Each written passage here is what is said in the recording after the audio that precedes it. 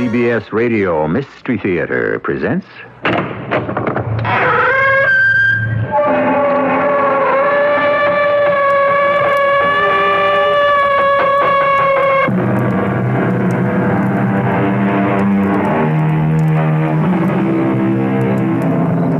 Come in. Welcome. I'm E.G. Marshall.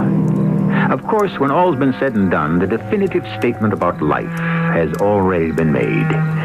It is even a vapor that appeareth for a little time, and then vanisheth away. Yes, that's true. But sometimes, some of us vanish away without warning, without cause, without reason or motive, leaving behind a mystery that seems too difficult to understand. Or is it too simple? How did you kill him? Why would I want to kill him? My dear lady, he spent all your money. He chased after other women. Do you need any other reasons? I didn't kill him, Sheriff. I didn't kill him. Then what happened to him? I told you. He just vanished into thin air. Oh, come now. You're an intelligent person. You can think of something better than that.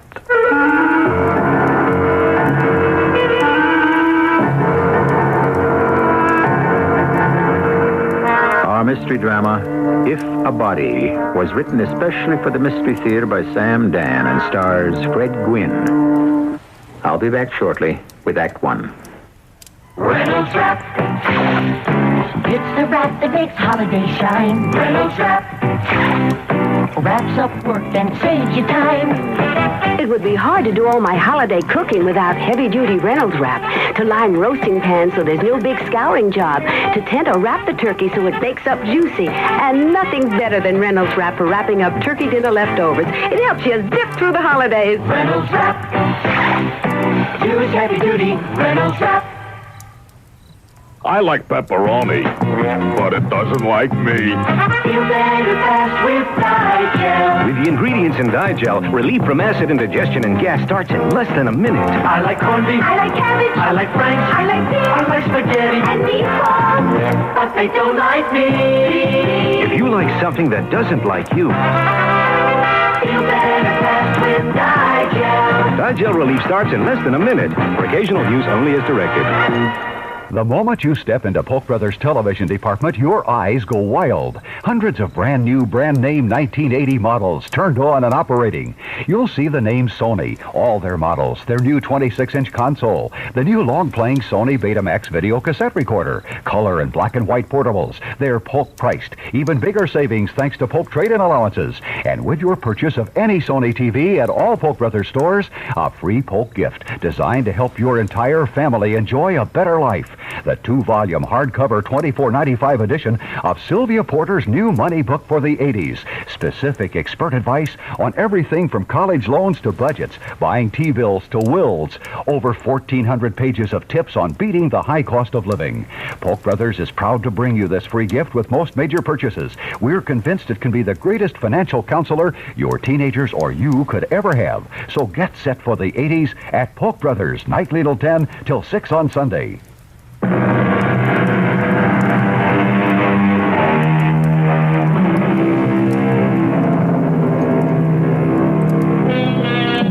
Is truth stranger than fiction? Does art imitate life? Who can say for sure? Of one thing we are certain.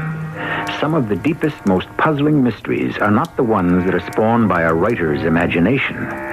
For the truly inexplicable and insoluble, consult the police records of any large or small city.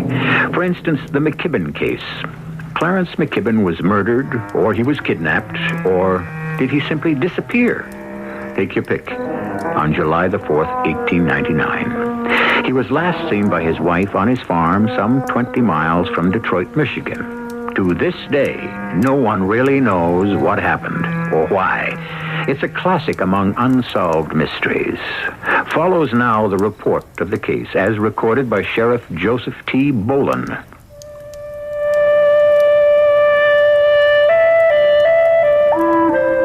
On the morning of July the 4th, 1899, 10 minutes before 10, Mrs. Mariah McKibben appeared at the door of her neighbor, Mr. Edmund Vale. He says she was distraught, excited, almost hysterical. Edmund. Mariah, what's wrong? Edmund, it's Clarence. He's disappeared. He's gone. But he can't be gone. He's supposed to make the 4th of July address. My goodness, it's less than an hour from now. Edmund, please, listen. Come with me. Where? You were Clarence's best friend. What do you mean, I was his best friend? Because... Oh, come with me. But, Mariah... Edmund, don't ask me any questions. I ran all the way. I'm so scared. Of what? I don't know. Come with me, please. The McKibben farm is some 300 yards from the Vale property. Edmund Vale says that he and Mrs. McKibben walked the distance very quickly. When they arrived at the farmyard, she pointed toward the open field. That's where Clarence disappeared. Well, I don't understand, Mariah. Well, he was about to harness Obadiah to the buckboard, and suddenly he stopped.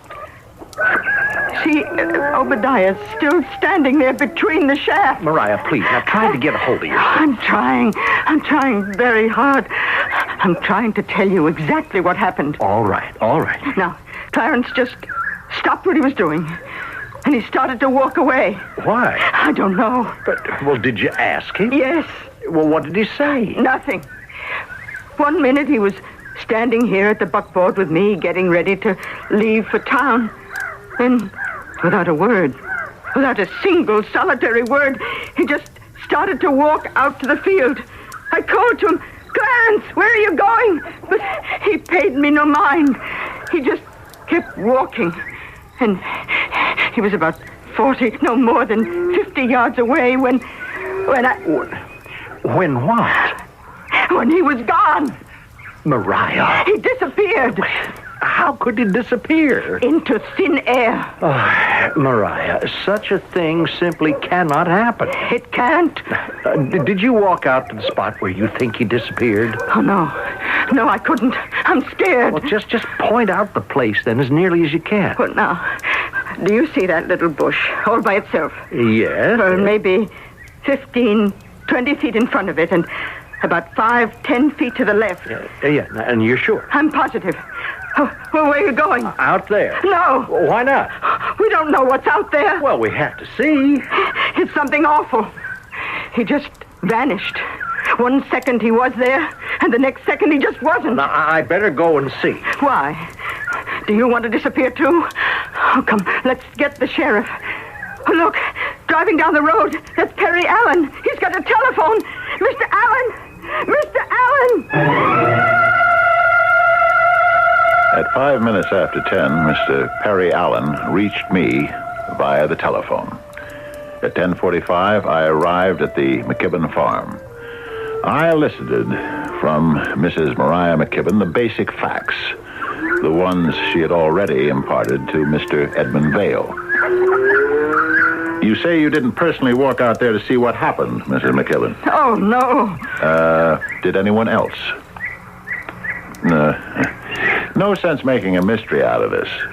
There's simply gotta be a rational explanation. Mrs. McKibben, I'm gonna start walking. When I reach the spot where you say you last saw Clarence, just yell.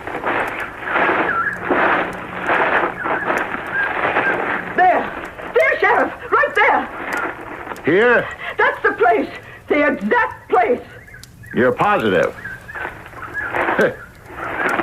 There's nothing here. Nothing at all. No hole in the ground. No soft places.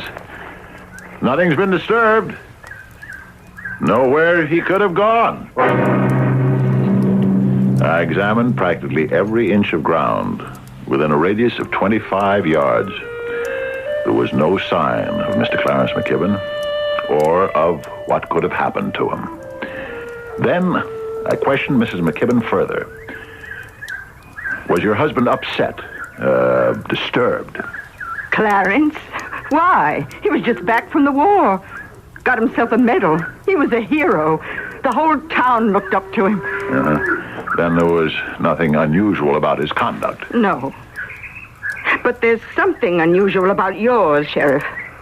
What are you trying to imply? Did he have any enemies? No. And what if he did?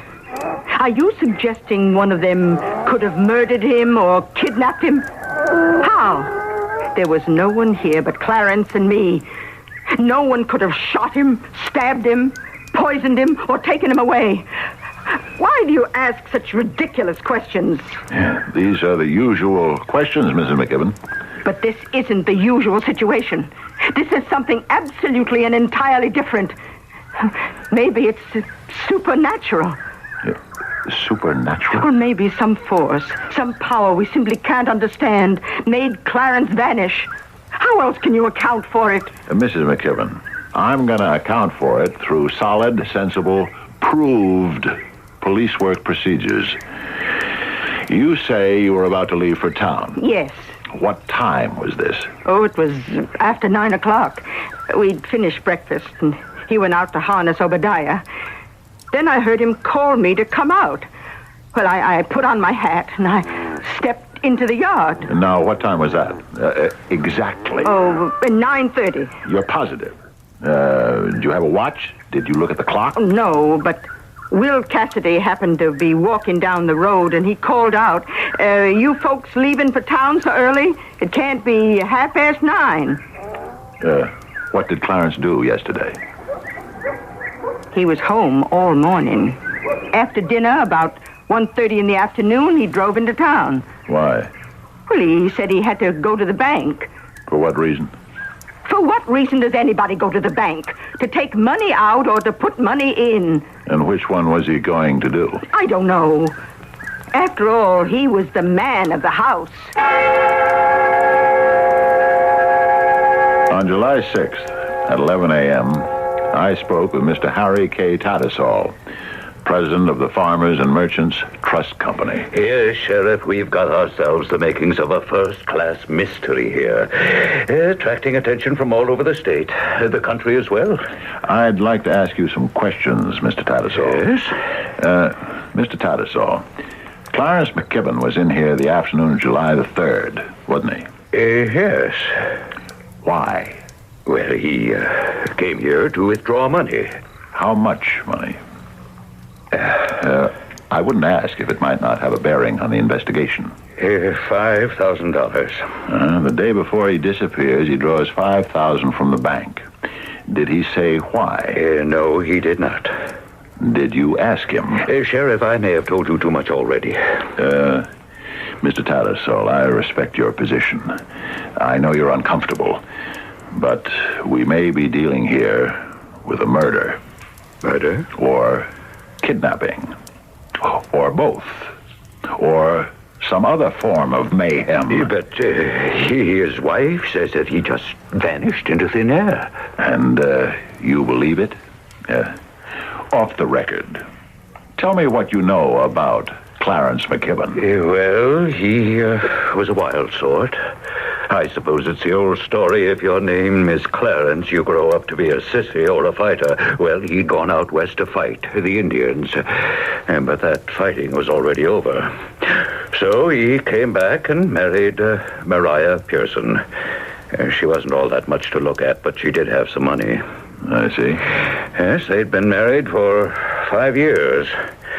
And he'd gone through practically all of it. $20,000. Nothing was left, just the farm. And how did Mariah react to all this? Well, presumably, she didn't know about it till after Clarence left for the Spanish-American War, when she became the one to pay the bills. The day Clarence went away to the army, there was $9 in the account. Yes. Funny. A war comes in handy for a lot of people. Gives them a chance to get out from under. And that's why he enlisted? Well, he'd met this Colonel Roosevelt from New York while he was out west. And when Roosevelt organized that volunteer cavalry outfit, Clarence joined up. Now, getting back to Mariah McKibben. Left alone, she has to run the farm. She comes to the bank and discovers she's broke. How did she take it? Well, she wasn't happy. But what could she do about it? You say there was a balance of $9 the day Clarence McKibben left for the war. Now, just 3 days ago, he withdrew $5,000. Where did that money come from? I don't know. He brought it back with him. A man who returns from the war with $5,000? He served for less than a year on second lieutenant's pay. Could he have saved that much? What do they make? $50 a month? Yeah, thereabouts. And he didn't have the reputation of a thrifty man. Did you ask him where and how he got the money? Yes. And what did he answer? He just winked. And now that money has disappeared with him. Or did it? Would Mrs. McKibben know about that $5,000? Well, you'd have to ask her, Sheriff. Yes, I would. I believe I have a whole new crop of questions to put to Mrs. Mariah McKibben. And we can probably guess at some of the most pointed ones, too. But right now, we shall take a short intermission. Don't worry. After all, this case has remained unsolved for over 80 years. It'll still be here when I return shortly with Act 2. Holidays were made for Michelob. Holidays were made for special friends. What better beer than Michelob for the holiday season? Special enough to make the right impression. Friendly enough to show you care. No wonder Michelob has become a holiday tradition. Holidays were made for special times, special places, special things, those special moments the season brings. It's the time to have that smooth and mellow beer. It's Michelob. Holidays were made for Michelob.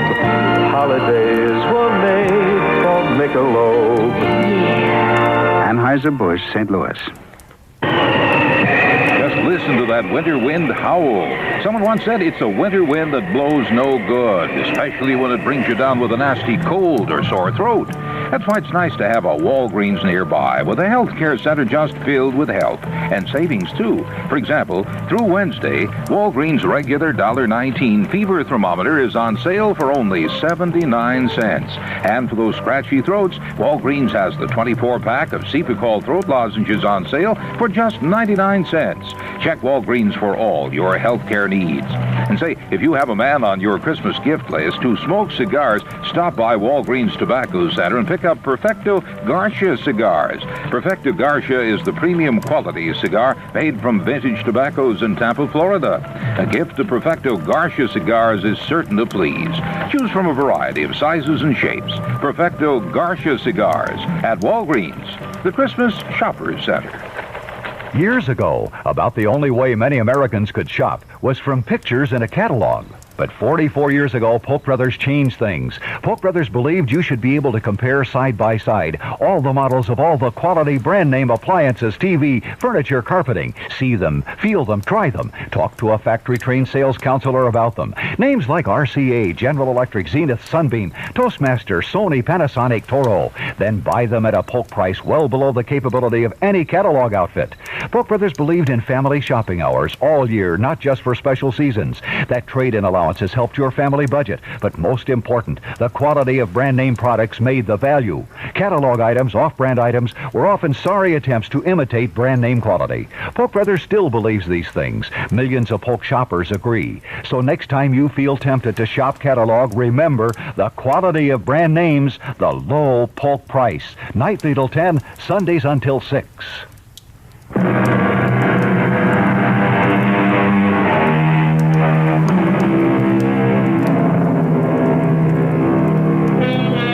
Second Lieutenant Clarence McKibben made a slight stir in the year 1898 when, as a member of the Rough Rider Cavalry Regiment, he followed Colonel Teddy Roosevelt up San Juan Hill. The following year, as a civilian, he made an even greater stir when he disappeared suddenly and without a trace. Since 1899, there have been many explanations, but no solutions. This is a report of Sheriff Joseph T. Bolin.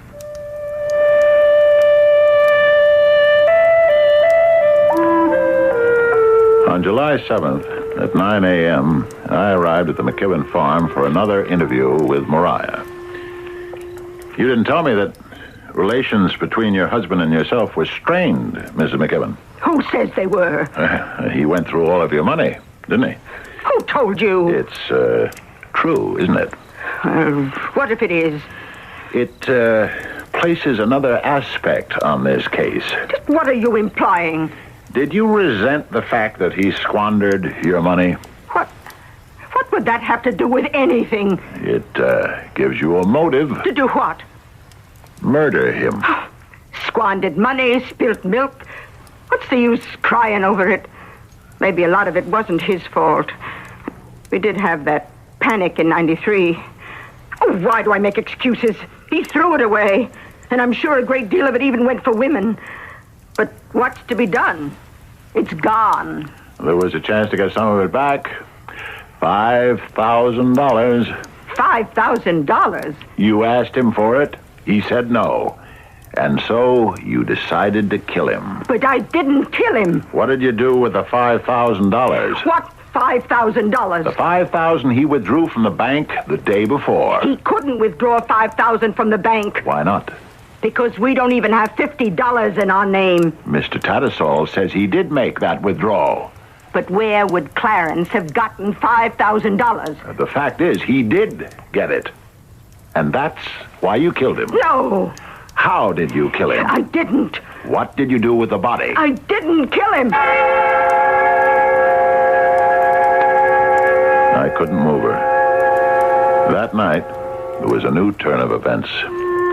Mr. Kenneth Arnold and his son, Arthur, were walking home from town. As they passed the McKibben house, they heard her screaming for help. They rushed inside and found her being attacked by a man. They subdued him and brought him to the jail. 9 p.m., July 7th. What's your name? Frank Fluitt. We've got you, Fluitt.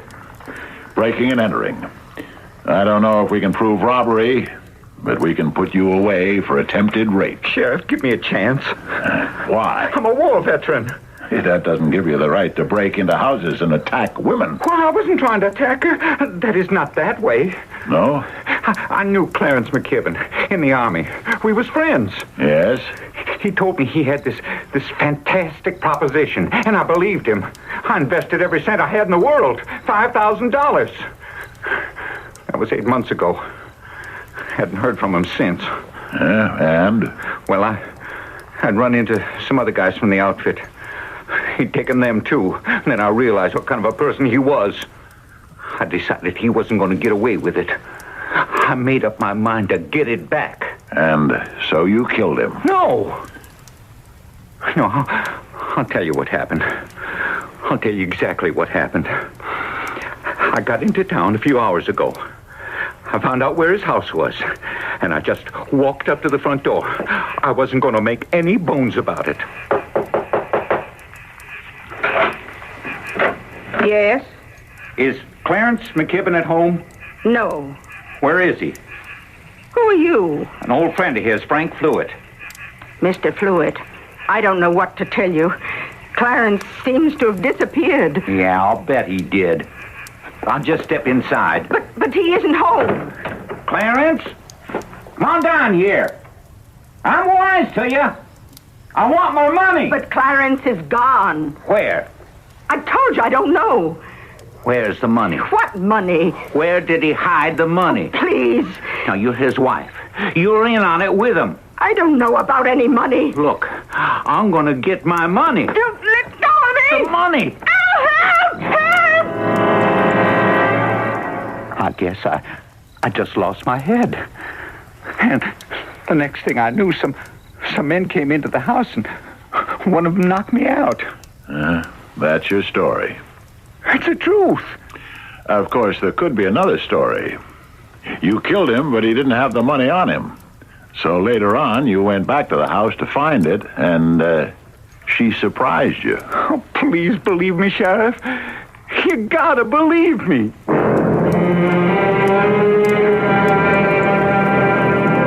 He was a suspect, and a good one. But if he did kill Clarence McKibben, what did he do with the body? And how could he have done it without Mariah McKibben's knowledge?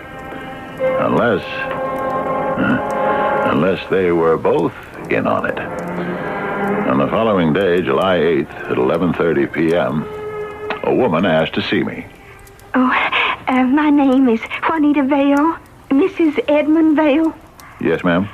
I've been visiting relatives in the East, and I've come back to inquire why neither that McKibben strumpet nor my dearly beloved husband has been charged with murder. Why should we charge them? Oh, the McKibben slut and my dearly beloved husband have been committing adultery for the past 5 years. That by itself doesn't prove that they conspired together to murder Clarence McKibben. We still have no proof. Proof? All you need is to look at them while they're together. See the exchange of lascivious glances? Well, you can feel the depravity in the air. I'm talking about legal proof, Mrs. Vale. They had to kill him. Why? Because Clarence McKibben refused to give her a divorce. I see. Thank you, Mrs. Vale. In other words, I'm being dismissed. No. You've been very helpful. And that was the truth. Because she had just brought everything into perspective. July 8th, 2:30 p.m. I questioned Mr. Edmund Vale again. Sir, according to the record, you say that at 10 minutes to 10 a.m., Mrs. McKibben knocked on your door. Yes. And you said she was hysterical. She seemed to be. She told you that her husband seemed to have disappeared under very mysterious circumstances. Yes. And you went back to the McKibben farm with her. I did. So then, at 10 of 10, she tells you her story. You listen. You decide to go back there with her. It's a short walk to the place.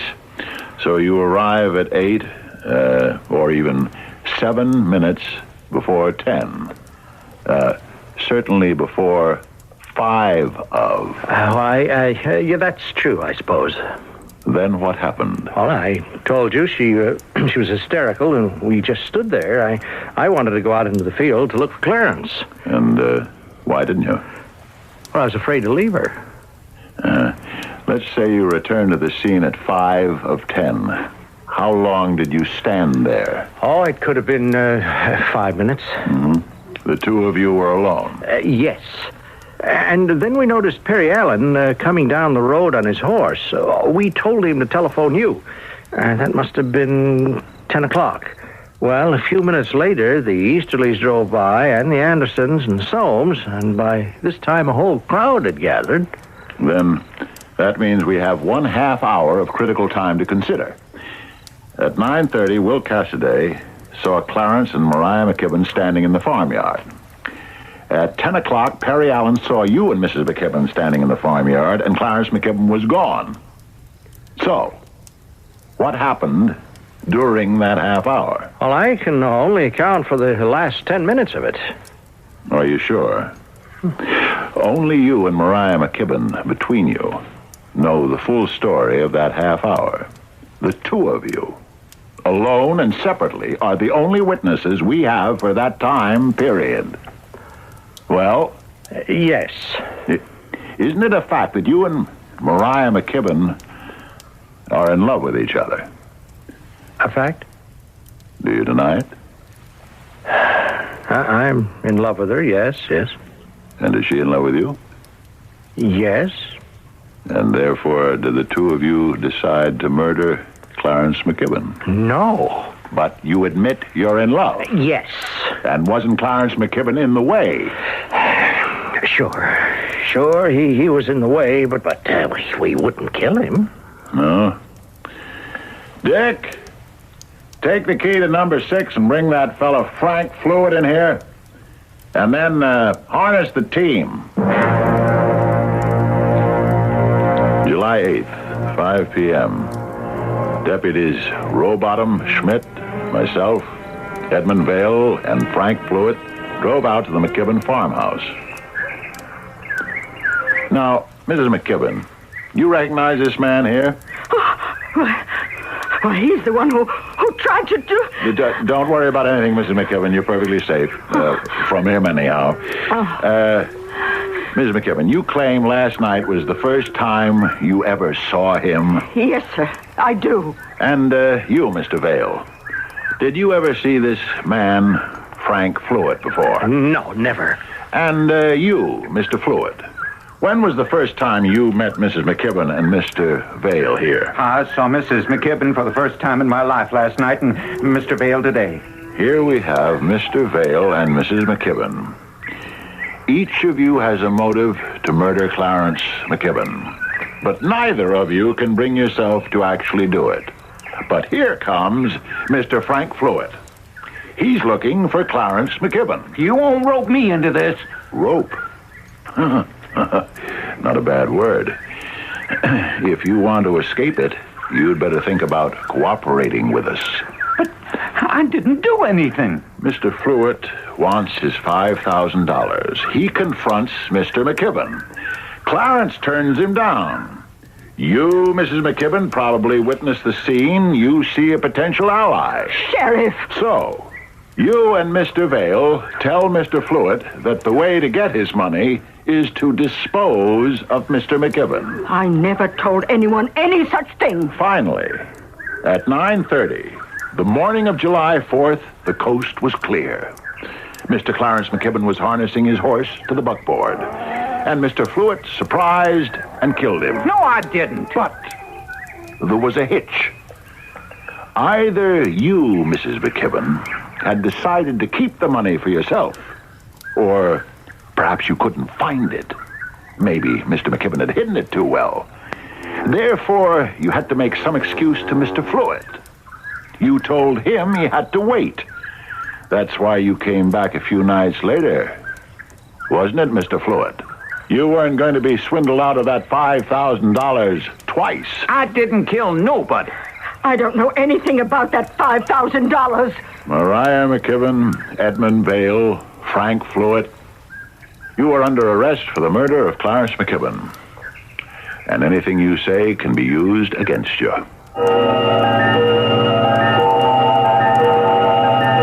You're under arrest for murder, and anything you say can be used against you. These may not be the saddest words of tongue or pen, but they're probably the most frightening. Sheriff Joseph T. Boland seems quite sure of himself. Do you think he has a case? Go ahead. You're qualified to voice an opinion. After all, you've been exposed to all the evidence there is. Well, we'll check it out in Act 3. Every Christmas Eve when we were kids, we put a Whitman sampler by the fireplace for Santa. On Christmas morning, we'd run downstairs to see what chocolate Santa had eaten. Actual proof that he'd really been there. Well, it's become a family tradition. Now, my kids put a Whitman sampler by the fireplace every Christmas Eve. I think they're catching on to me, though, because Santa and I have the same taste in chocolates. Whitman's, a Christmas tradition for 137 Christmases. 800-528-1234. This number assures you a friendly and convenient place to stay at any Best Western anywhere. 800-528-1234. Call day or night for reservations at any Best Western Motor Inn, hotel, or resort. 800-528-1234. Best Western, the world's largest lodging chain. You'll find the toll-free number in your yellow pages.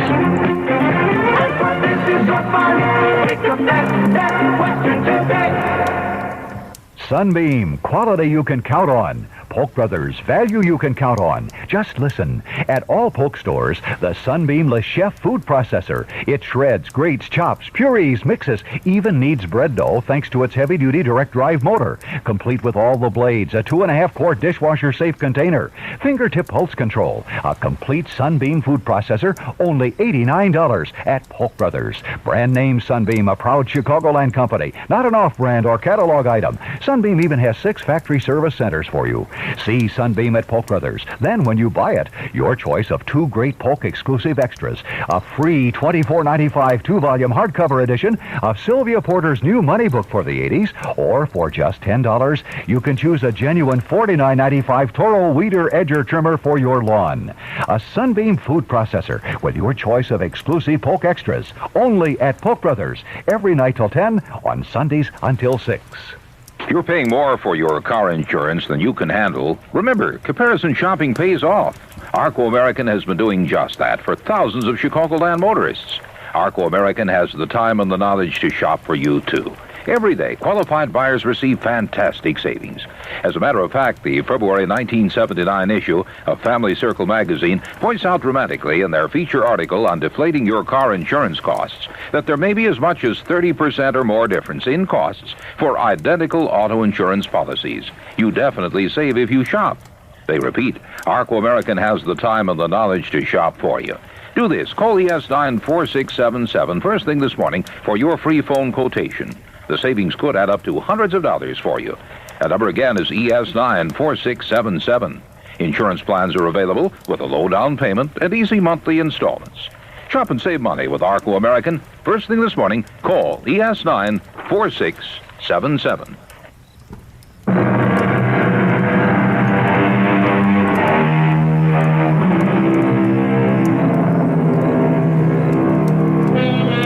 When you're puzzled by the actions or the motivations of human beings, remember, you can usually solve the problem by looking at it from the perspective of either love or money, or both. The desire for love, the lust for money, can account for anything and everything. But does either one explain what happened to Clarence McKibben on the morning of July 4th, 1899? Sheriff Joseph T. Bolin is convinced of it.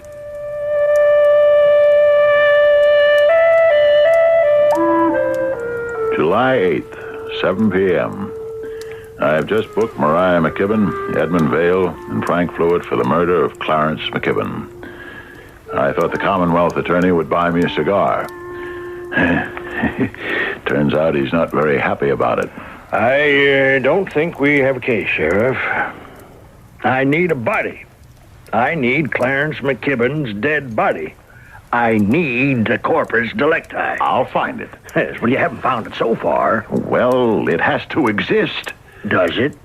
We are rational human beings. A man just doesn't dematerialize. Well, then why haven't you found him?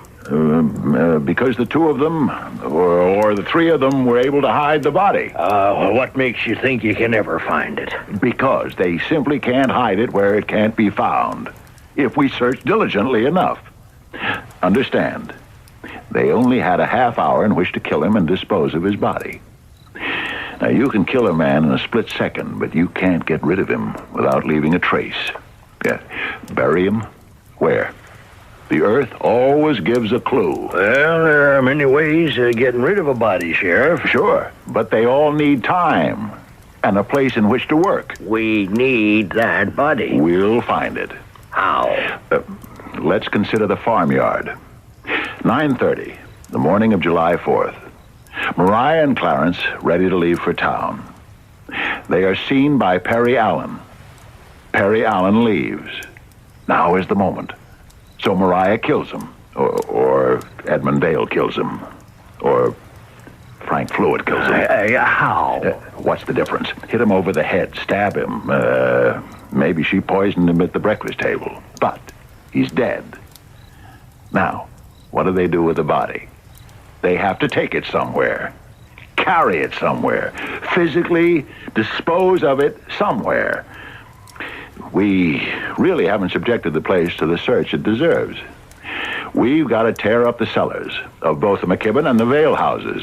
And then we have to check every foot of ground within a radius of about 5 miles. All right, Sheriff, all right. But remember, if you want to get a conviction, you have to get me the body. July 9th, 11:30 a.m. I have just unleashed, I guess that's the word, the most intensive search in the history of the county.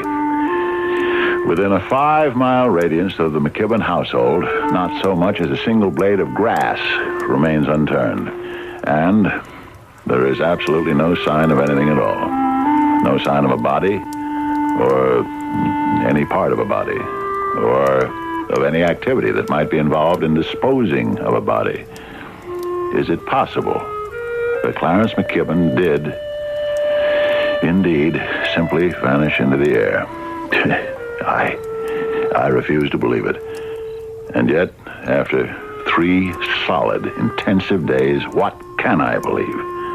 Then, I received some information from the War Department.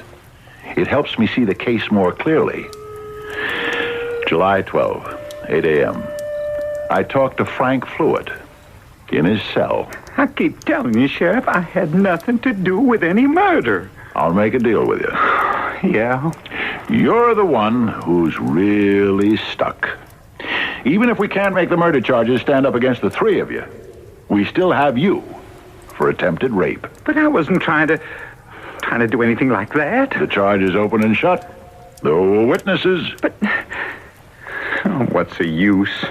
Who's going to believe me? Nobody. Especially with your record. What do you mean, my record? You did a few years for assault and robbery in 1889. I was framed. Oh, yeah, sure. Oh, well, right. I was a stupid kid. I didn't know anything. In the past 10 years, you didn't learn anything either. You have a dishonorable discharge from the Army. Who told you that?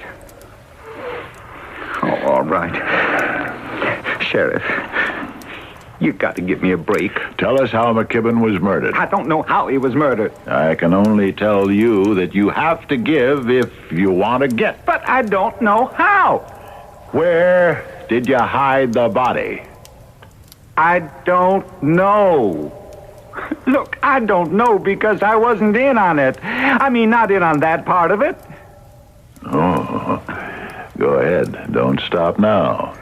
Well, they said to me, we'll get you your $5,000 back, provided you help us. Help you do what? I asked. Help us kill him. So that's what I did. I helped him. Clarence was getting a horse harnessed. And this Edmund Vale came up and said hello, and then Vale hit him with a hammer. But not hard enough. This McKibben, he was pretty strong. And Vale yelled to me to help him, and did you? Well, I said to McKibben, I'll save you from these 2 if you hand me my money. And he swore he didn't have it, that he'd given it to his wife. And she yelled that he was lying. Well, I had to believe one of them. So I decided to believe her.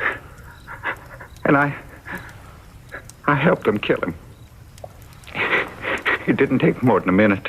Then what happened? Well, they said to me, you better go inside and hide in the house. We'll take care of the body. And you did it? Yeah. I didn't want to know anything about the rest of it. You can't tell me what they did with the body? No, Sheriff, I can't.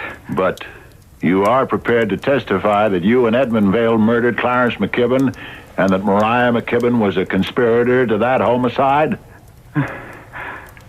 Yes, sir. They'll throw it out of court. What? And they should. Now, what have you got anyhow, huh? I've got the sworn statement of one of the perpetrators. You have got the most obvious piece of perjury I've heard in 20 years at the bar. Why is it perjured? Because he's clearly making a deal for himself. Prisoners make deals all the time. Oh, but nothing as blatant as this one. Oh, no, you can't get away with it. What do you mean I can't get away with it? Why are you making it something personal? Now, from the very beginning, you were out to hang Mariah McKibben for this. Now, why? What is this, vendetta? She's lying. Can't you see it? I can't take it into court. Why not? How many times do we have to go through this? There is no body, no corpus delicti. Now, I am not going into that courtroom to make a fool of myself. Oh. So, now we get down to the meat of it. You're afraid you'll lose the case. Oh, that isn't true. You're thinking about your record, your reputation. Sure. You'll want to run for governor next year. That has nothing to do with it. Oh, this case has attracted publicity from all over the country. It'll be covered by the national newspapers, and you can't afford to be the loser. All right. If that's how things are done around here, you can have my job. Here's my star. I quit.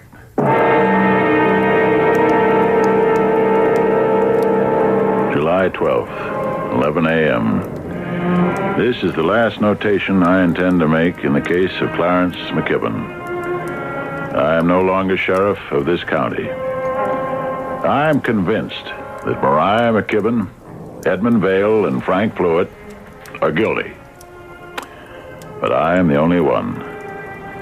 I am keeping a copy of this report for my personal records.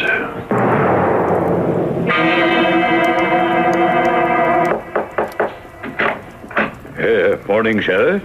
May I come in? Good morning, Mr. Tattersall. I'm cleaning out my desk and things.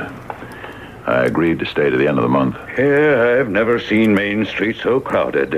Both hotels jam-packed.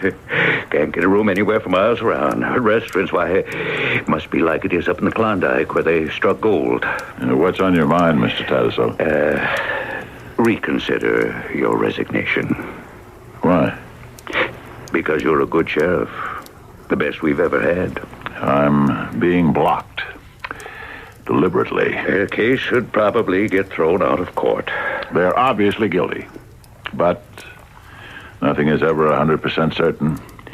You have to go to trial with what you believe in. Let's go back to the crowds all over town. Do you realize what McKibben's disappearance is doing for business? I can imagine. How did he disappear? They hid the body. What can be hidden can also be found. Why haven't you found it? Maybe they didn't hide it. Maybe they didn't kill him. You know, right around the McKibben farm was the medicine ground of the old Chippewa tribe. Now, there are those who believe that the spirits of the ancient Chippewa medicine men spirited him away. That's nonsense. Well, I think it's dangerous to characterize other people's beliefs as nonsense. There are scientists, physical scientists, who believe that another world coexists with ours, and that if you step into an opening between them, you can be swept away. Do you believe in this? You're going to say nonsense, aren't you? Well, at any rate, all sorts of people have come here to see the spot. They will continue to do so. And that will be good for business. It's a bonus. On the other hand, if Mariah McKibben and her two accomplices are found guilty of murder, that removes the mystery, and we go back to being a sleepy village. Which is why we don't want a trial. Well, now, you are free to hold that opinion, Sheriff. I say they murdered him. What did they do with the body? I don't know. Then isn't that also as mysterious as any of the other interpretations? One way or another, he simply vanished into thin air. Sheriff, we don't want to lose a man like you. Mr. Tattersall, I want your word, and the word of honor of every leading citizen in this town, that if I ever find that body, we go to court, regardless of how it will affect business. If you can find that body, Sheriff, we'll have no choice. I'm going to find the body of Clarence McKibben. I'll keep looking till the day I die.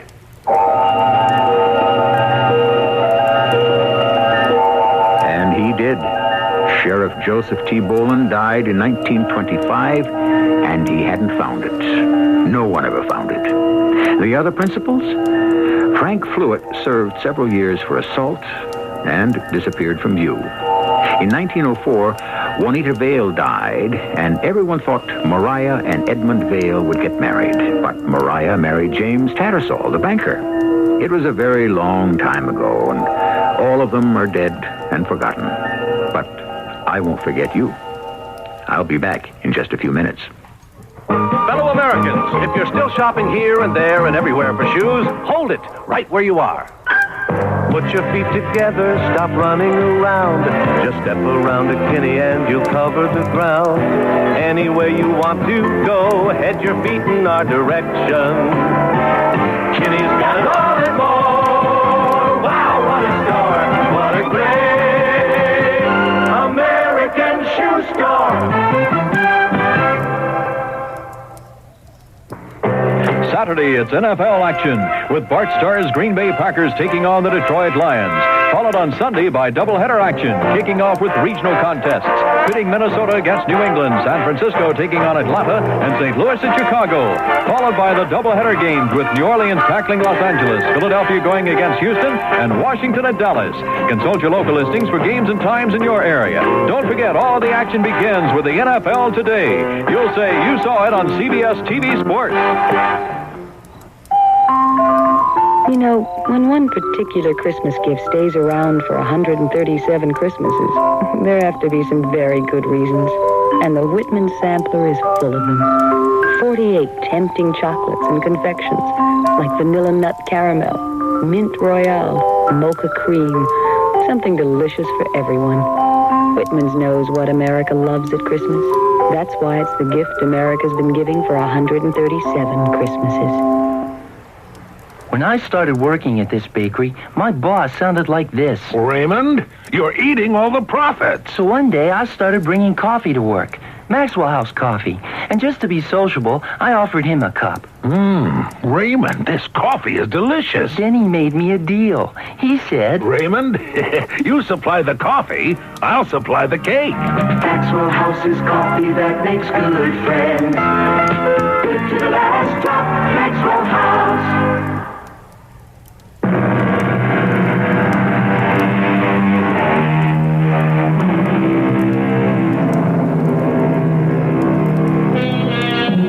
Either way, it's a mystery. If they killed him, how did they dispose of the body? If they didn't, who or what made him disappear? Given the time, the place, the opportunity, there is absolutely no way they could have gotten rid of him without a trace. Unless they knew some secret method, which seems impossible. On the other hand, the only other answer seems impossible too. But that's life, isn't it?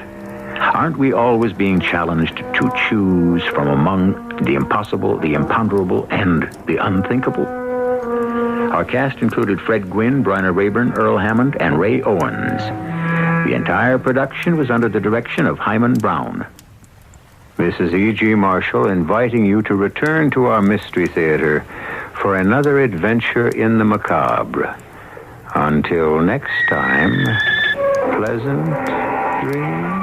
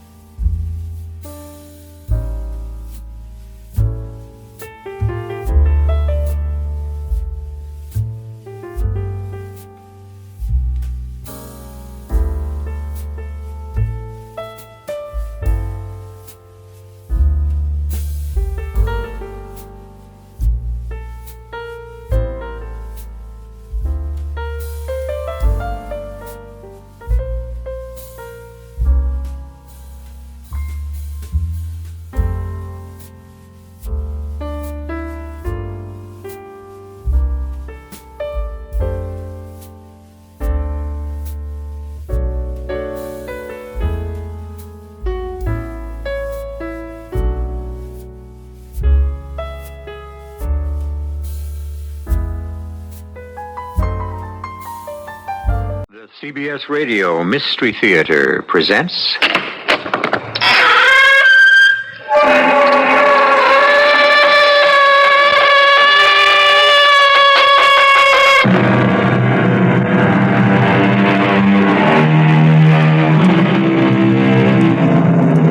Come in.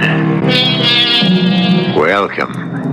I'm E.G. Marshall. A story begins with an idea.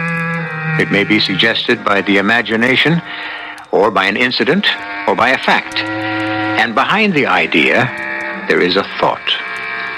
All of us have heard that the pen is mightier than the sword. A piece of writing can change the course of history by sending men into battle.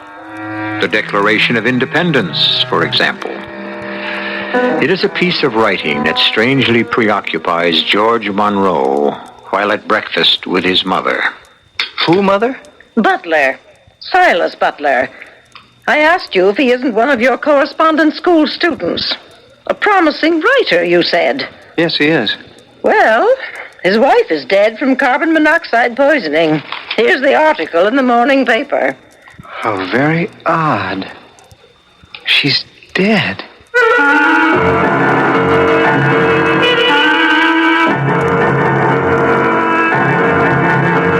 Our mystery drama, Your Grade is A, was written especially for the Mystery Theater by Roy Windsor and stars Bob Caliban and Joan Shea. It is sponsored in part by Buick Motor Division and Contac, the 12-hour cold capsule. I'll be back shortly with Act One. At the Opel Isuzu Information Center of America, pandemonium reigns as thousands of people try to find out what one is. Hello, Opel Isuzu Information Center. Say, I think I've got an Opel Isuzu. Good for you, sir. Can you describe it? Well, it's about 4 feet high, brown, tan hair on its neck. It's got cute little eyes. Sir, I believe that's a Shetland pony. Oh, yeah! I can see that now. See the little hoofs? Opel Isuzu, a great new little car at your Buick Opel dealers. I've got bronchial asthma. I've also got a newspaper to get out. That's why I take Broncaid tablets. They help keep my occasional asthma attacks away for hours.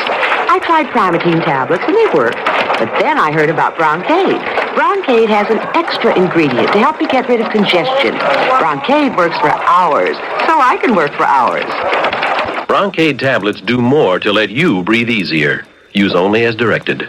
If you suspect your garden's been bugged, come to your True Value hardware store. They offer the most effective debugging devices available, Hudson and Service sprayers. First, the Hudson cordless electric sprayer with battery charger. Just give the sprayer's battery an overnight charge. It'll spray more than 45 minutes. Next, fill the tank with insecticide or other chemicals and adjust the nozzle for the spray pattern you need, fine, coarse, long range, or undersides of leaves, and then spray. Hudson cordless electric sprayers start at just $17.88. True Value hardware stores also offer Service 1.5 or 3-gallon tank sprayers with spray nozzles that adjust from coarse to fine, and 12-inch extension cords for extra reach. Prices start at just $12.44. Get these effective debugging devices at participating True Value hardware stores. True Value, more than just a name, it's their way of doing business.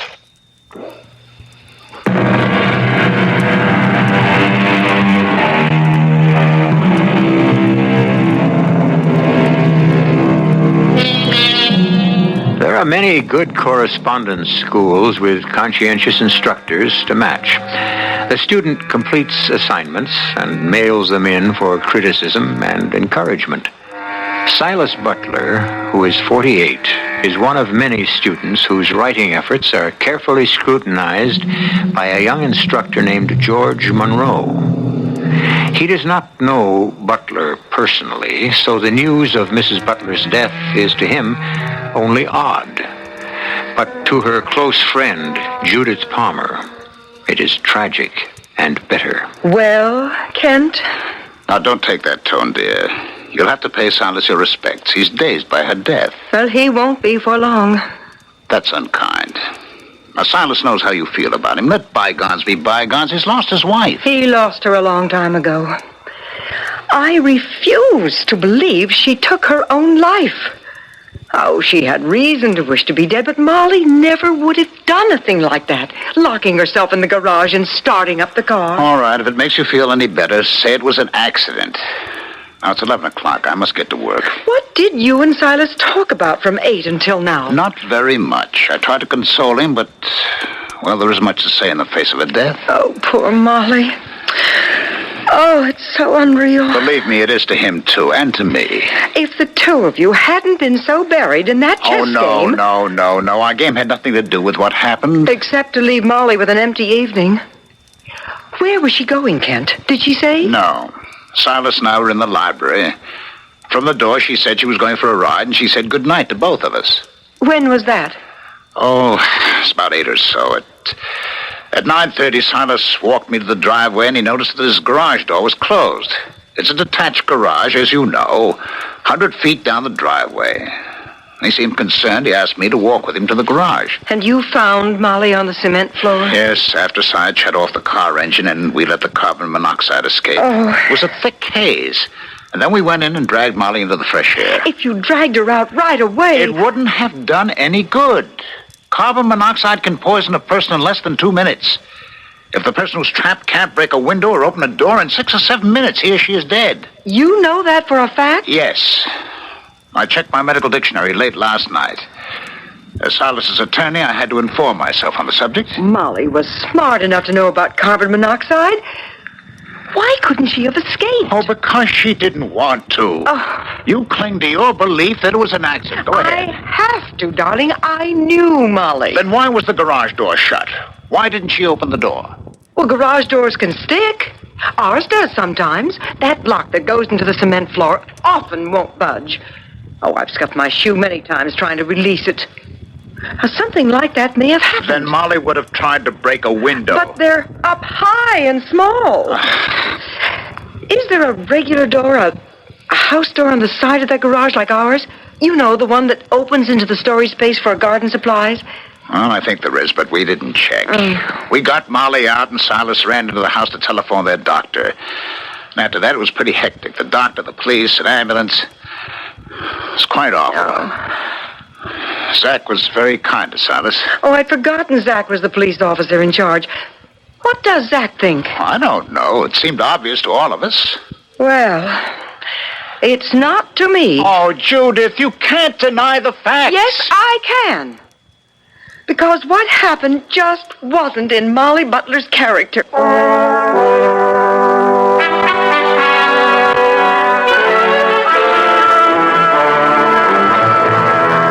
Please come in, Mrs. Palmer? Yes, Mrs. Kent Palmer. Yes, let me close the door. It can be noisy around here. Yes.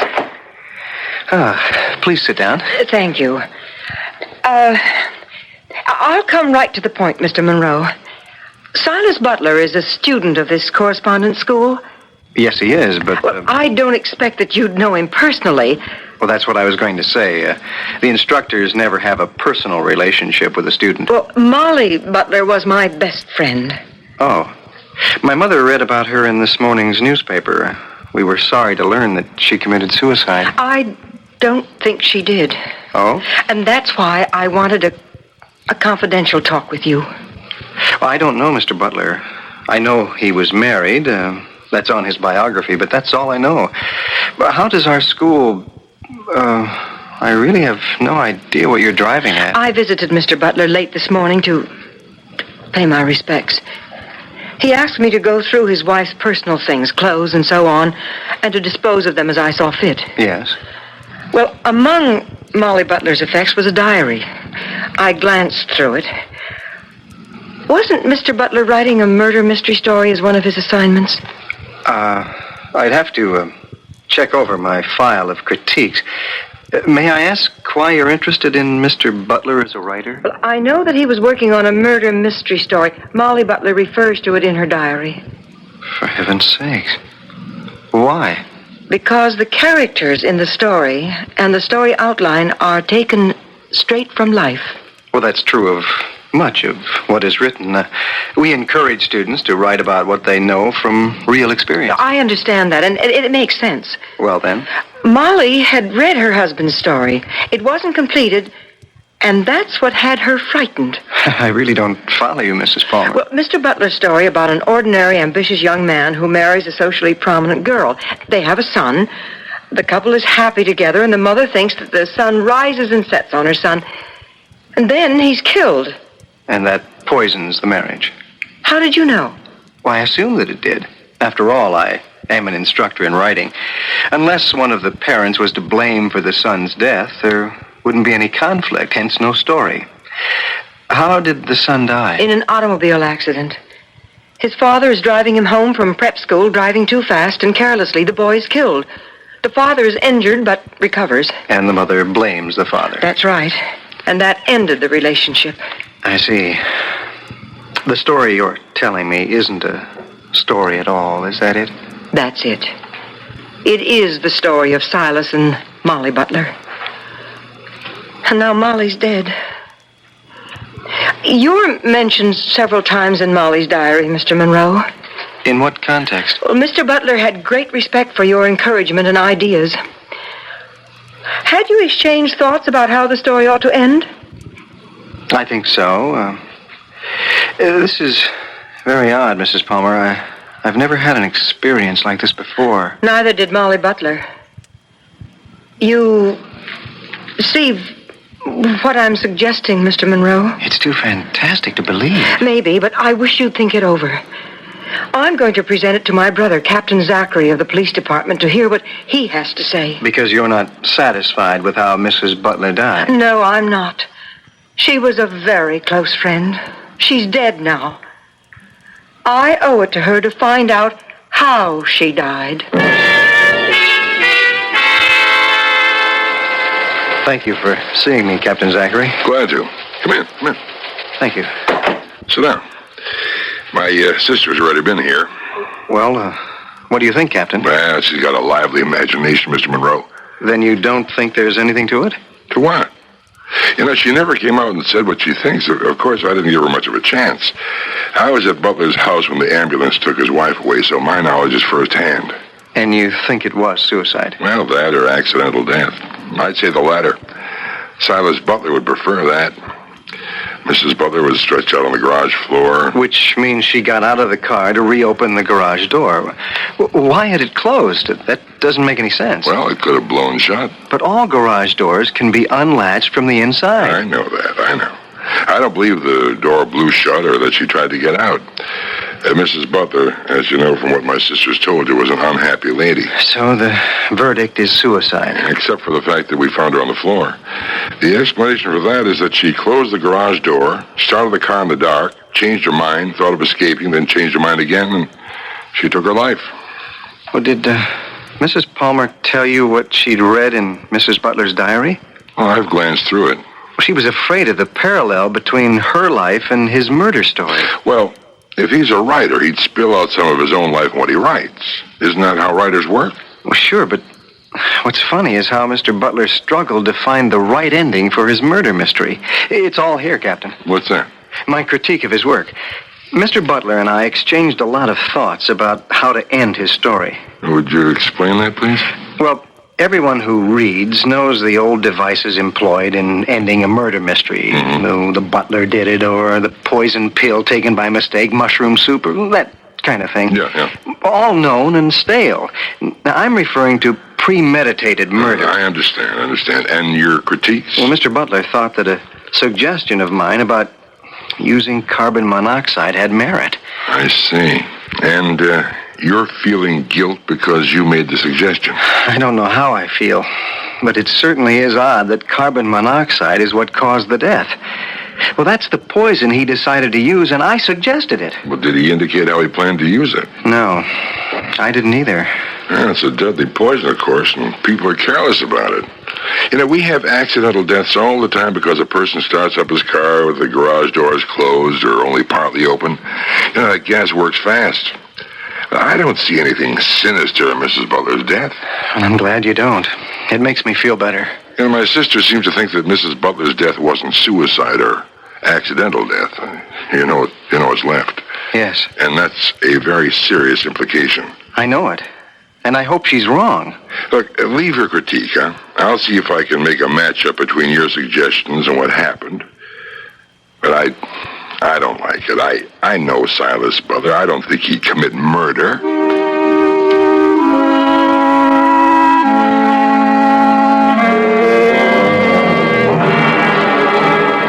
Good heavens, George. You seriously think that Mr. Butler used you to help him plan a murder? Well, I know it sounds weird. Oh, it's unbelievable. He'd have to be mad.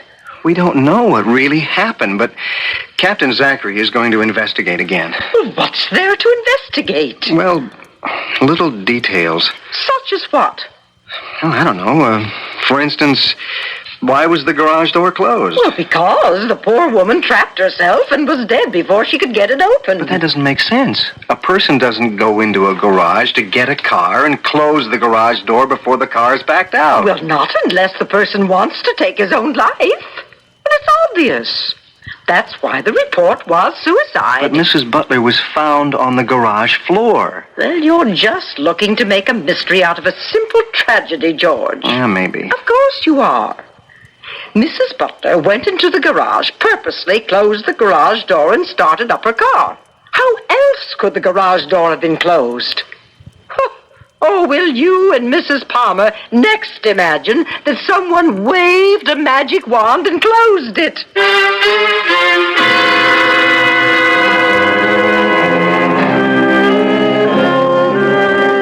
We began with the power of the pen. Plato's Republic created Western civilization, and some of Leonardo's reflections led to the airplane. But murder by correspondence? Or are Mrs. Palmer and the writing instructor, George Monroe, imagining the idea when the evidence does not support it? We'll find out when I return with Act Two. Tired of deodorant sprays that seem to miss their mark? Want something powerful you can put on in the dark? Shift to the English leather stick. The stick shift is on. English leather's got the stick that'll always protect you. With the English leather scent, they'll never forget you. Shift to the English leather stick. The stick shift is on. There are 3 good reasons to shift from an expensive deodorant spray to English leather deodorant stick. 1. English leather goes right where you want it, so there's no waste. 2. It's concentrated to give powerful protection. But the best reason of all is right under your nose. The famous fresh, clean scent of English leather. English leather's got the stick that'll always protect you. With the English leather scent, they'll never forget you. Shift to the English leather stick. The stick shift is on. Look for the English leather deodorant stick at your favorite toiletries counter. Hi, this is Andre Fisher with Rufus.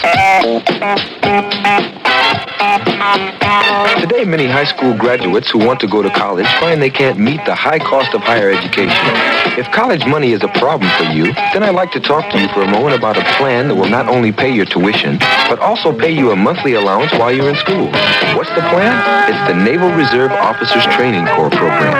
If you can qualify, NROTC will pay the cost of your college tuition plus $100 monthly cash allowance. And when you graduate, you'll join the finest of America's land, sea, and air team as a Navy ensign or a second lieutenant in the Marine Corps. It's never too early to plan for a future with an exciting career. And you can start today by talking to your high school counselor or local Navy recruiter about NROTC. Call the Navy toll-free 800-841-8000. Open when you're busy and closed when you're not? Northwest Federal Savings knows that a good place to save is ready for you when you're ready. So Northwest Federal's open 63 hours a week. If you work evenings, you can come to Northwest Federal 6 full days. Working days? Northwest Federal's open Monday, Thursday, and Friday evenings. And if the only time you can get to Northwest Federal is 8 o'clock in the morning, well, that's okay too. Because Northwest Federal has early bird service every morning from 8 o'clock. There are 4 convenient Northwest Federal savings locations: Irving Park, 1 block west of Cicero, in Des Plaines on Dempster, just east of the Tri-State, at Harlem Irving in Norridge, and at Algonquin and Gulf in Arlington Heights. Come into Northwest Federal Savings on your way to, from, or between work, shopping, or home. anytime, because Northwest Federal Savings keeps the best hours yours. It's Northwest Federal Savings Time, 63 hours a week.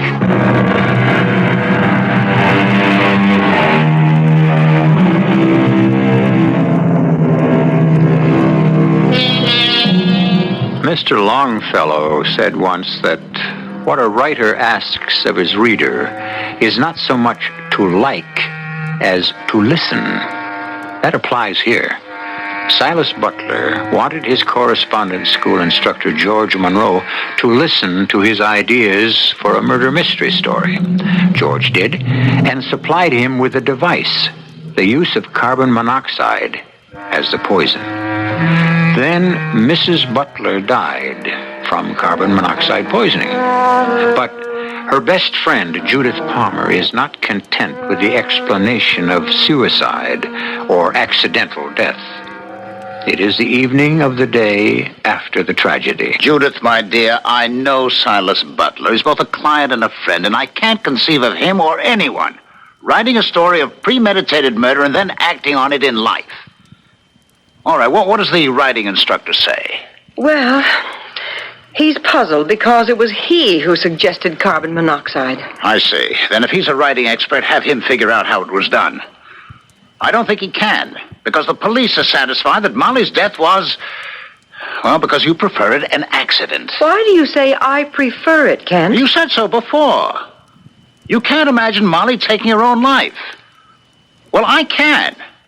She hasn't been a happy person since her son was killed. By his father? Oh, Judith, dear, please, don't say such a thing. Silas was speeding and he and the boy had a serious accident. It does happen, you know. Silas loved his son. And you simply must not say that he killed him. That's unfair. Well, perhaps. But you know what their lives have been like since it happened. He was very depressed when I saw him around noon. Yeah. Well, I told him I'd stop by later this evening to discuss the funeral and other details. Oh, Kent, what will happen to him now? I'll find out. He's all alone. Yes, all alone. No accusing eye on him. Molly always looked at him that way. Silas Butler is not a criminal. Molly thought he was. Once.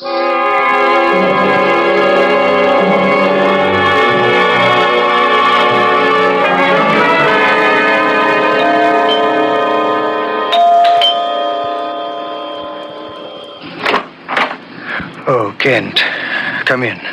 How are you, Silas? All right. You alone? Yes. Family arrives tomorrow. Molly's relatives. I've only got my mother. Let's sit down. You sure you're all right? Oh, yes. I'm still stunned. This will hit me later on, all its reality. Thanks for coming over. Judith stopped in about noon and took charge of Molly's things. I'm grateful to her. She's grief-stricken. Do you feel up to talking? Yes. What about you, Sanderson? I don't know. Sell the house, of course. I can't go on living here. Ever since that automobile accident, life's held nothing for me. Molly never recovered from the loss of our son. All that sustained her was her loathing for me. I'll always see her accusing eyes. Oh, now, Silas, you'll forget that in time. I hope so. It was an accident. I'm to blame for that, but do you think I wanted to have my son killed? I'd rather have died myself. I wish I had. I know. Why last night? Pardon? Why did Molly choose last night to leave the house and have this accident? I can't answer that. She'd been going into long periods of depression. I don't know why she went out. She often did that at night. Just to escape? Yes. She didn't want to be with me. Well, did she object to our chess game? I don't see why she should have. Playing chess is a better way to spend an evening than most other ways. You thrashed me last night. Moving your knight to Queen Bishop 3 was a mistake, you know. Yes, I guess it was. No, you didn't think so at the time. You got up and walked over to the library window. I did? I forgot. Yes, you did. I wondered at the time why you left the chessboard, and I asked you. Don't you remember what you said? I can't say that I do. Well, you said it was checkmate and that the game was over. Even though I had a rook bearing down on your knight. Still, you moseyed over to the window with an air as if you'd won the game. You do remember that, of course. Sort of, yes. Yeah, and then you looked out the window. Huh. What's that mean, Kent? Well, that was only a minute after Molly left the house. Isn't that right? Yes, I think it is. Why? Well, the library windows command a clear view of the garage at the end of your driveway. Yes. Was the garage door open? I don't think it was. If I thought anything, I'd have figured that Molly had already left. Why? Well, we should have investigated. How could we have anticipated any trouble? I've never given much thought to whether or not the garage door was up or down. Why should I have? Do you? No. Well, you got a point. Mine is that by the time I checkmated you, Molly was in the garage, dead.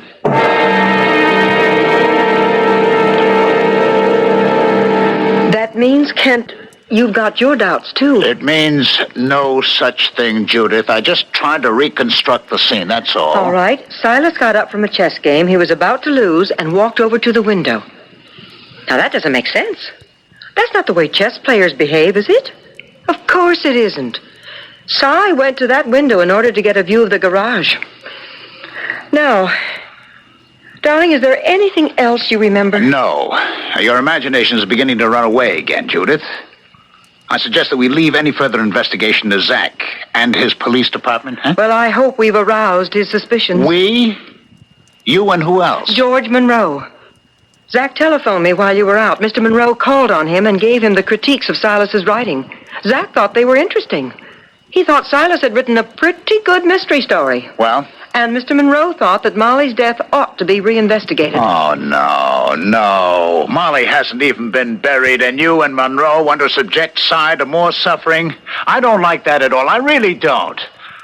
I didn't visit Si tonight with doubts in my mind. Well, you asked him why he went to the window. No, I only mentioned that he had gotten up from the chess game and gone to the window, that's all. Why? That was odd, wasn't it? I wouldn't say that. Si is a harried man. Chess gets his mind off his unhappiness.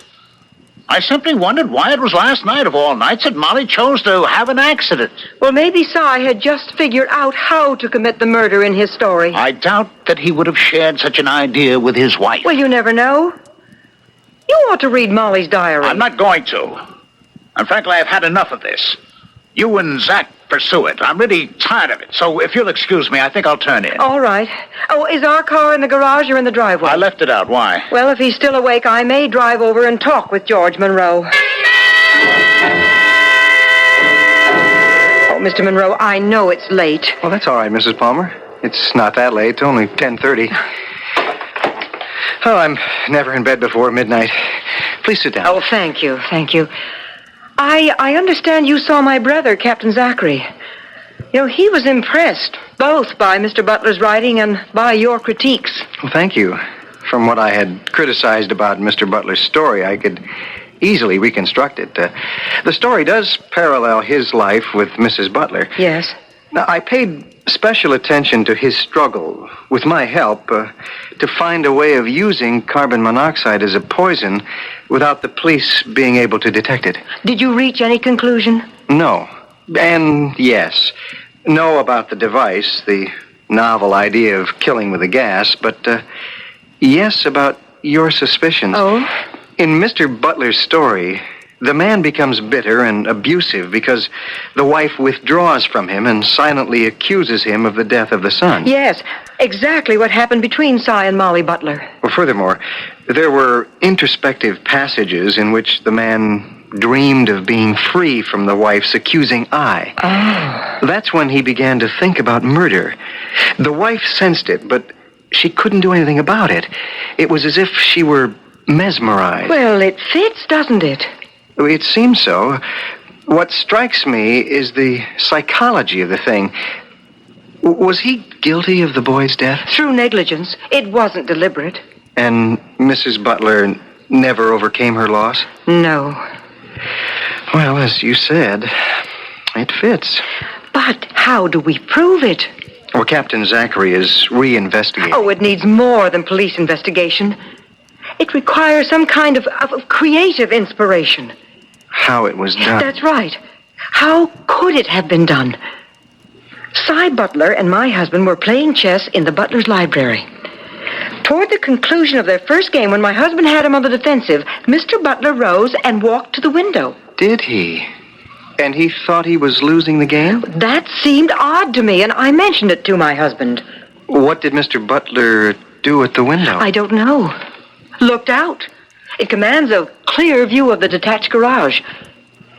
But now, what could he have done from the library window that would have had any connection with Molly's death? Darned if I can imagine. Oh, I wish you'd try, Mr. Monroe. You're a creative man. Well, I know, but Butler and I both struggled to invent a gimmick for killing a person with carbon monoxide poison without being detected. We hadn't succeeded. Well, he may have. Yes. I wonder what it could be. Assuming we're not crazy. It's a puzzler. Oh. What are you thinking about? You've got an abstracted expression on your face. Something Mother said earlier this evening. Oh? Now, what was it? I'd explained your interest in this fantastic notion. Mother agreed that if Mrs. Butler didn't commit suicide, then her death must have been accidental because she couldn't get out of the garage. Yes, go on. But the idea of murder was nonsense. She wondered... Yes, here's what she wondered. She said, you and Mrs. Palmer next imagined that someone waved a magic wand and closed it. Meaning, of course, the garage door. Waved a magic wand? It's stuck in my head, and I've given it some thought. Oh, Mr. Butler did go to the window soon after Molly left the house. But what kind of magic wand could he have waved? Think about it. Think about it, Mr. Monroe. I will, too. What your mother said might be the very clue we're searching for.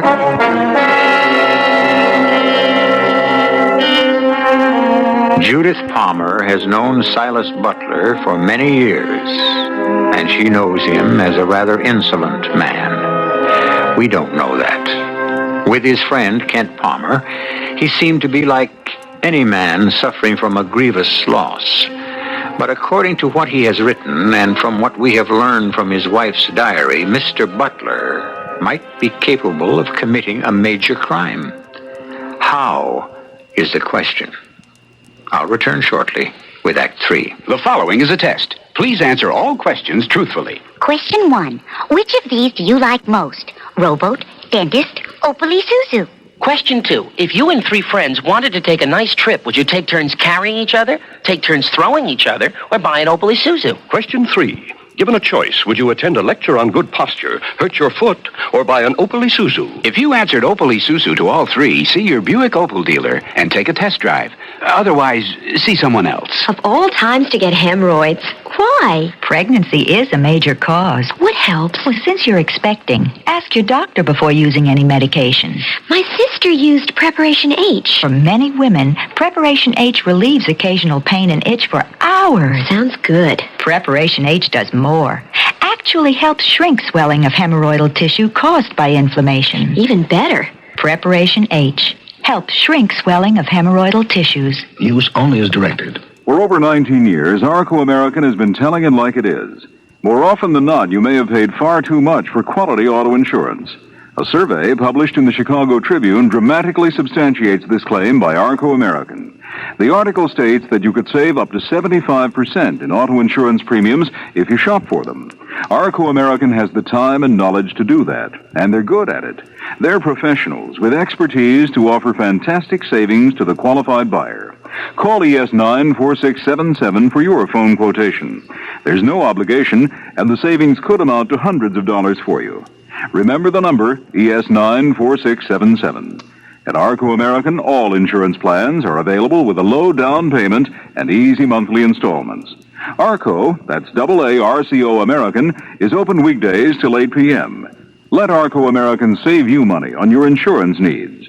Call ES 94677.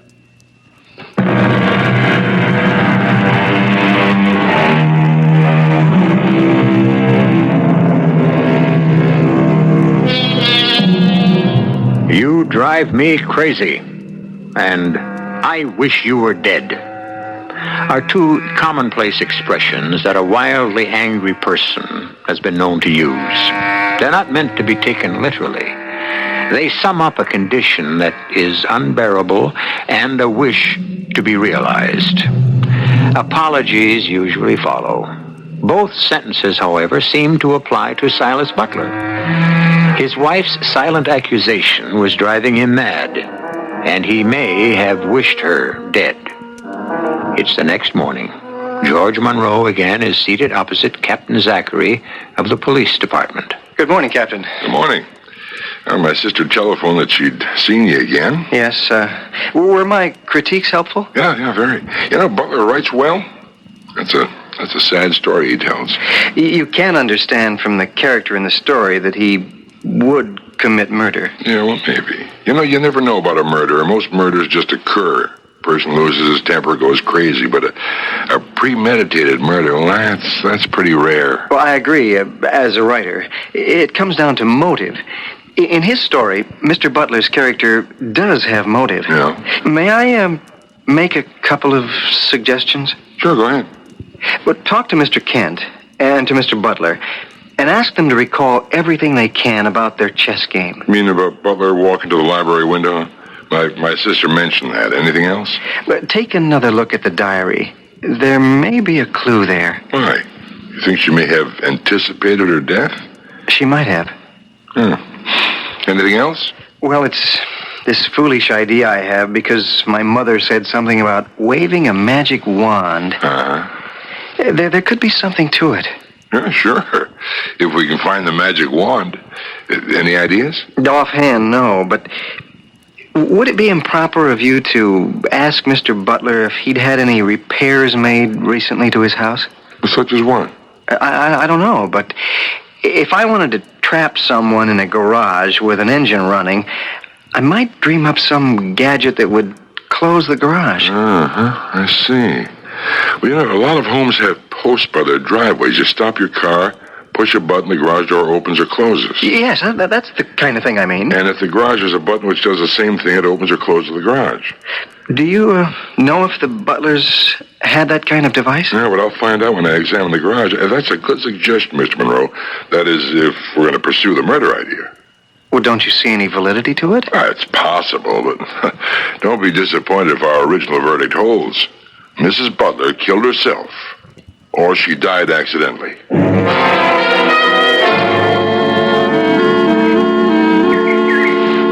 Oh, Zach. Come on in. No, let's stay out here, huh? Well, how are you, Si? Still dazed, but having the family around helps. Molly's relatives arrived an hour ago. When's the funeral? Tomorrow at 11. Anything special you wanted to see me about, Zach? No. Just wanted to ask if I could look around the property. Of course. The garage? Yeah, I'd like to, look it over. You don't mind? No, feel free. It's closed. Punch the button on the side of the door, on the upright. Oh, you've got one of those, huh? An electrically operated door. Yes, very, very convenient. Well, what's your interest, Zach? Oh, just satisfying myself. My sister was Molly's best friend. And she can't believe what happened. Neither can I. Any of us. You've given your verdict, Zach. I don't understand why you... Assuming that Molly did not commit suicide... I don't want to believe that either. I prefer to believe it was an accident.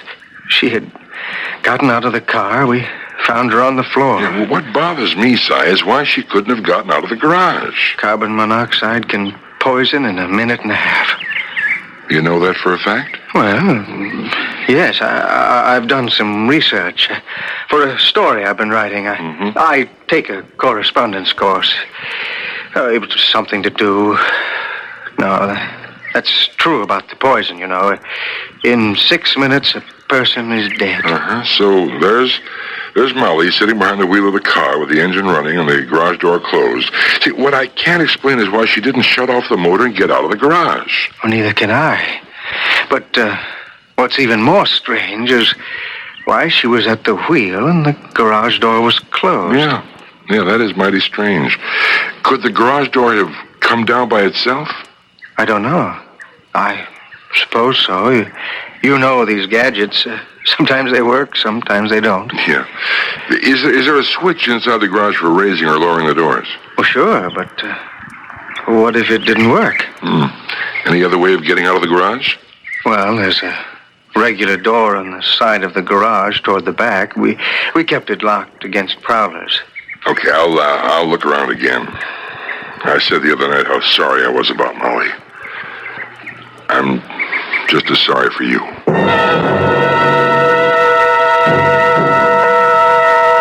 But why in the world do you want to know the name of the butler's carpenter? Or electrician, Judy. Either one. Well, it may be mentioned in Molly's diary. You returned it to me. Let me look. Zach, you're being very mysterious. Well, you want me to reinvestigate the death? Well, this is part of it. The garage is electrically controlled. Of course, now I remember. It was modernized about 2 months ago. But what does that have to... Oh, here it is. Yes, Mr. Day did the work. Molly writes here that he'd installed an overhead door and... Yes, it works by electricity. Push a button and it operates. And there's another switch on a post at the entrance to the driveway. Or there was. They had it removed. Yes, it was an attractive nuisance. Children used to punch the button just for fun. The door was always going up and down. Mr. Day was the carpenter.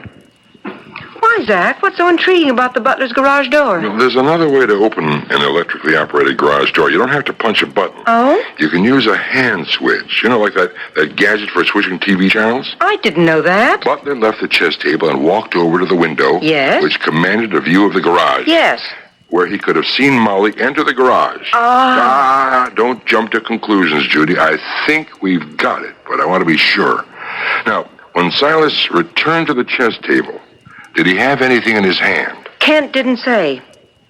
Oh, you mean he was carrying one of those remote control gadgets? Exactly. I better talk with Kent. I'll telephone. No. Face to face. Silas is his friend, and this is a touchy subject. Silas and Monroe are trying to figure out how to commit murder with carbon monoxide. I think Silas came up with the answer. Now, what's up, Zach? Oh, more of the same, Kent. Your suspicion that Cy Butler is a criminal, huh? Yeah, he may be, Kent. You seriously think that? Because of the story he wrote? Well, if it hadn't been for the diary and the correspondence school critiques, he might have gotten away with it. You mean he did do it? But how? Well, I don't exactly know yet. Tell me, when Butler walked to the library window, he was in bad shape in the chess game, right? Yes, I found it odd that he did. Oh, now tell me about his walking back. Now, just try to think back, huh? Try to remember exactly what he did. When he got up, he had a pawn in his hand. One of mine. He captured it with his knight. He kind of rolled it around his hand, and I wondered why he had left the table, so I glanced after him. He placed the pawn in his jacket pocket. And when he returned to the table? Well, nothing. Or didn't he place the pawn behind the board? Yes. After he sat down, I heard it. You heard his pawn? Well, I mean, it clinked in his pocket against his cigarette lighter. A wooden pawn against a lighter? No, a metal pawn. I didn't like Cy's chess set because it was made of metal alloy, and the pieces were quite dramatic, but I prefer the traditional wooden ones. Mm-hmm. Oh, what did he do? I told him not to squirrel away the pawn. And he said, he took it out. With the lighter? No. That's funny. When we set up for the next game, he asked me for a light. Oh, then what he had in his pocket wasn't his lighter. Well, come to think of it, no. That is funny. But I remember the clinking sound. I think the carpenter or the electrician can tell me what it was he had in his pocket.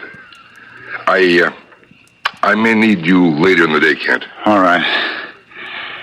You've given me a bad turn, Zach. Uh-huh. It's nothing compared to the one Silas gave Molly.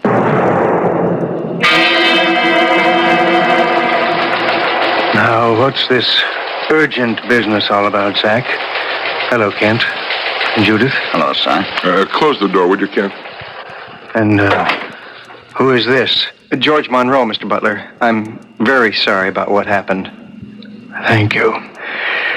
Well, Zach, now why did you ask me to come down to the police station? Well, because what I'm about to say is better said here than in a house of mourning. What is it you have to say? You murdered Molly Butler. I murdered my wife. Anything else? Isn't that enough? I suppose I have you to thank for this preposterous charade. I'll take some of the credit. Give the rest to Molly's diary and to this young man here. Monroe? Yes, George Monroe. You wrote a murder mystery, didn't you? Or half wrote one, I should say. What you and Monroe hadn't figured out was just how a person could be killed from carbon monoxide poisoning without being caught. Isn't that true? Go on. You seem to know that. Monroe couldn't figure it out, but you could. The idea came to you after Mr. Day remodeled your garage.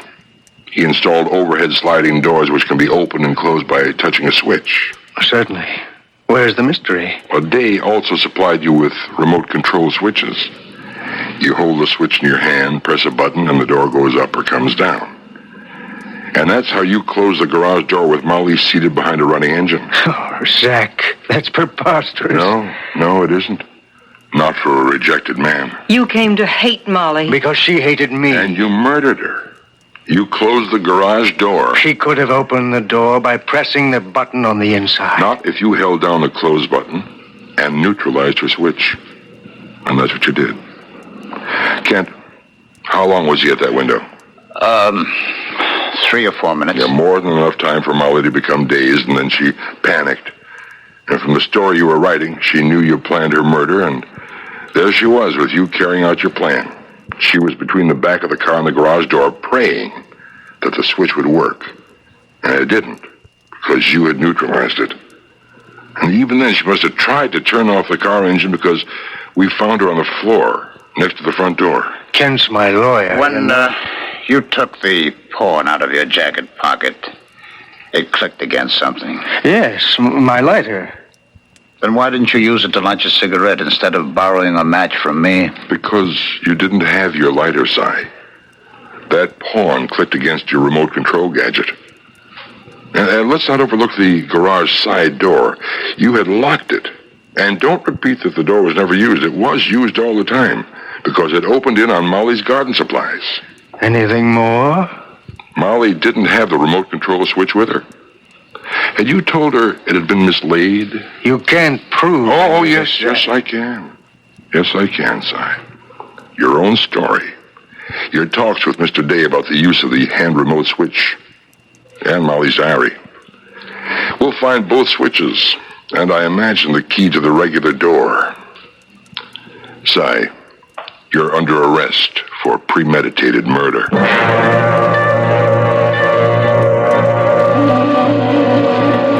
Perhaps you guessed just how Silas Butler almost got away with murder. But what a strange way for him to get caught. A piece of writing undid him. That and Mrs. Palmer's evaluation of the characters of Silas and his wife. And although Butler, in his way, was a tragic figure, murder is an intolerable offense. Confronted with the evidence against him, he made a full confession. I shall be back shortly. If you're thinking of buying a home, but the cost keeps you thinking, you may find the current Family Circle magazine of considerable interest. It features a comfortable 3-bedroom house, which includes living room, family room, 2 baths, utility room, wall and floor covering, even drapes. And the price? Well, it ranges from $22,000 to $25,000, depending on where it's to be put up.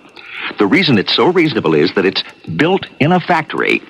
Family Circle lists 50 locations across the country where this very attractive home can be inspected. Now, for those in need of a bit of body rebuilding, the issue offers Jack LaLanne's 9 best spot exercises. There's the fencer's lunge to firm thighs and hips, the chair push-up for arms, shoulders, and chest. A simple 20-minute per day program to keep us in shape. The September Family Circle, with that golden harvest casserole on the cover, is now at your supermarket checkout counter. This is Jack Sterling for Family Circle, the world's largest selling woman's magazine. Give your hand to prayer. Give your heart to your love. But give your clothes to contact. Here in my hand is a little capsule. It's tiny, yet it contains enough cold medicine to help relieve cold symptoms caused by every known virus. Every known virus. It's Contact. The same 12-hour Contact you can buy. This year, Contact with its tiny time pills will touch more lives, help more colds than any other cold medicine, tablet or liquid. Think about that the next time you're sick, sneezing, dripping, or clogged up. Then let us help you with real medicine, like Contact. We're number 1 in the whole world, for good reason. Give your hand to prayer. Give your heart to your love. But give your clothes to contact. It works all day, all night. Take only as directed.